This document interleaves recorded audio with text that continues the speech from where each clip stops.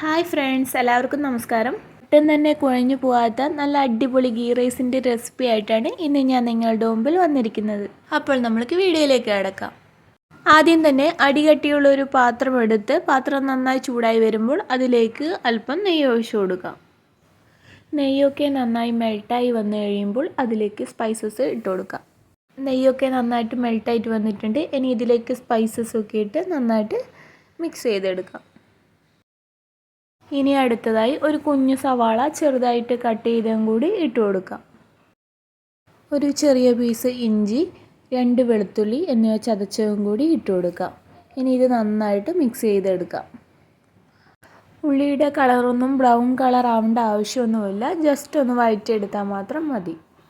തീ അല്പം കുറച്ച് വെച്ചിട്ട് വേണം സ്പൈസസ് ഒക്കെ വഴറ്റിയെടുക്കാൻ വേണ്ടിയിട്ട്, അല്ലെങ്കിൽ സ്പൈസസ് എല്ലാം പെട്ടെന്ന് കരിഞ്ഞു പോവും. ഞാനിവിടെ തീ കുറച്ച് വെച്ചിട്ടാണ് വഴറ്റിയെടുക്കുന്നത്. ഇനി ഇതിലേക്ക് കഴുകി വെള്ളമൊക്കെ കളഞ്ഞു വെച്ചിരിക്കുന്ന അരി ഇട്ട് കൊടുക്കാം. എന്നിട്ട് നന്നായിട്ട് വഴറ്റിയെടുത്ത് ആ അരിയിലെ വെള്ളമൊക്കെ പോയിട്ട് അരി ആ നെയ്യിൽ കിടന്ന് റോസ്റ്റായി വരുന്നവരെ വഴറ്റിയെടുക്കാം. ഒട്ടും തന്നെ വെള്ളം ഉണ്ടാകാൻ പാടില്ല, അതുവരെ നന്നായിട്ട് ഇളക്കി എടുക്കുക. ഇപ്പോൾ നിങ്ങൾക്ക് കണ്ടാൽ തന്നെ മനസ്സിലാവും അരിയിലെ വെള്ളമൊക്കെ മൊത്തത്തിൽ വറ്റി വന്നിട്ടുണ്ട്. ഇനി ഇതിലേക്ക് നമുക്ക് ആവശ്യമായ വെള്ളം ഒഴിച്ചു കൊടുക്കാം. 1 ഗ്ലാസ് അരിക്ക് 1.5 ഗ്ലാസ് വെള്ളം എന്ന രീതിയിലാണ് ഞാനിവിടെ ഒഴിച്ചു കൊടുക്കുന്നത്. നന്നായി തിളച്ച ചൂടുവെള്ളമാണ് ഞാനിവിടെ ഒഴിച്ചു കൊടുക്കുന്നത്.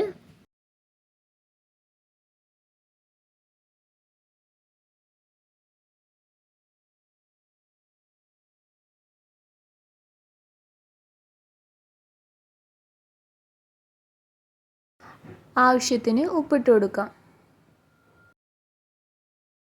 ഒരു നാരങ്ങയുടെ പകുതി ഭാഗം ഒഴിച്ചു കൊടുക്കാം. അരിയൊക്കെ വെന്ത് കഴിയുമ്പം പരസ്പരം ഒട്ടിപ്പിടിക്കാതിരിക്കുവാൻ വേണ്ടിയിട്ടാണ് നാരങ്ങ നീര് ഒഴിച്ചു കൊടുക്കുന്നത്. ഇനി ഒന്നുകൂടി നന്നായിട്ട് മിക്സ് ചെയ്ത് കൊടുക്കാം.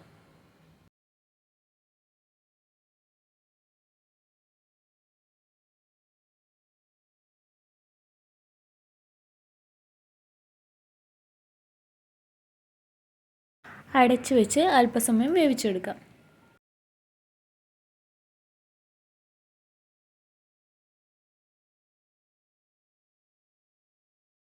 അരിയിലെ വെള്ളമൊക്കെ വറ്റി വരുന്നുണ്ട്.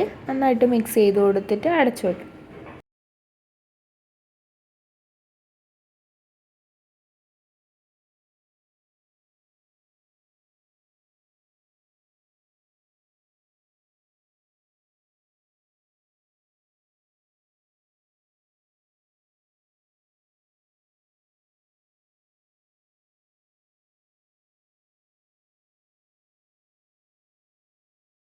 അരിയൊക്കെ നല്ല സെറ്റായിട്ട് വന്നിട്ടുണ്ട്. ഇനി ഇതിൻ്റെ മുകളിലേക്കായിട്ട് ചെറുതായിട്ട് കട്ട് ചെയ്ത് വെച്ചിരിക്കുന്ന മല്ലിയില ഇട്ട് കൊടുക്കുക. അടുത്തതായി ഇതിൻ്റെ മുകളിലേക്കായി ഫ്രൈ ചെയ്ത് കോരി മാറ്റി വെച്ചിരിക്കുന്ന ഉള്ളിയും അണ്ടിപ്പരിപ്പും മുന്തിരിയും ഇട്ട് കൊടുക്കാം.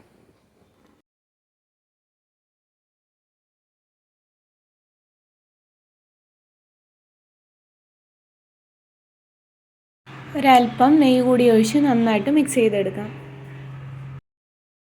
ഒട്ടും തന്നെ കുഴഞ്ഞു പോവാതെ നമ്മുടെ അടിപൊളി നെയ്ച്ചോറ് ഇവിടെ റെഡി ആയിട്ടുണ്ട്.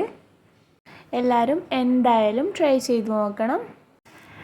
വീട്ടിൽ വിരുന്നുകാരൊക്കെ വരുമ്പോൾ പെട്ടെന്ന് ഉണ്ടാക്കാൻ പറ്റിയ ഒരു അടിപൊളി നെയ്ച്ചോറാണിത്. ഇന്നത്തെ എൻ്റെ റെസിപ്പി നിങ്ങൾക്ക് എല്ലാവർക്കും ഇഷ്ടപ്പെട്ടെന്ന് കരുതുന്നു. ഇഷ്ടപ്പെട്ടാൽ തീർച്ചയായും ട്രൈ ചെയ്ത് നോക്കണം. കൂടാതെ നിങ്ങൾ എൻ്റെ ചാനൽ ആദ്യമായിട്ടാണ് കാണുന്നതെങ്കിൽ തീർച്ചയായും സബ്സ്ക്രൈബ് ചെയ്യണം. താങ്ക്